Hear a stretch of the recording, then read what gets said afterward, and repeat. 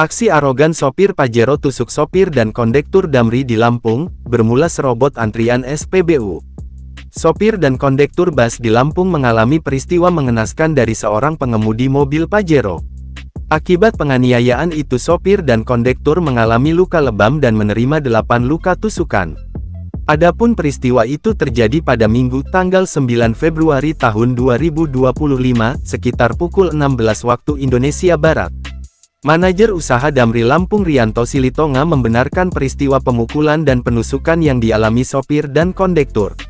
Pelaku diduga pengusaha menggunakan Mitsubishi Pajero, kata Rianto Silitonga saat diwawancarai Tribun Lampung via WhatsApp. Sopir Damri yang menjadi korban penganiayaan diketahui bernama Harjulian, dan mengalami luka lebam di wajah. Sementara Arif Hakim, kondektur Damri, mengalami 8 luka tusukan, tepatnya 6 tusukan di tangan dan 2 luka tusukan di bagian dada. Kami sudah membuat pelaporan dan juga visum, pelaku diharapkan segera ditangkap, ujarnya. Dijelaskan bahwa pengemudi Pajero menyerobot antrean di SPBU Nunyai Raja Basa. Kemudian terjadilah perdebatan mulut antara kedua belah pihak dan berbuntut penganiayaan menggunakan sajam. Kanit Reskrim Polsek Kedaton Ibda Ari F. Rahanisa membenarkan kejadian peristiwa pemukulan dan penusukan tersebut di SPBU Nunyai Raja Basa.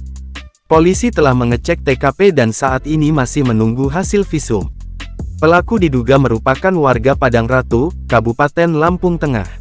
Setelah melukai korbannya pakai sajam, pelaku melarikan diri.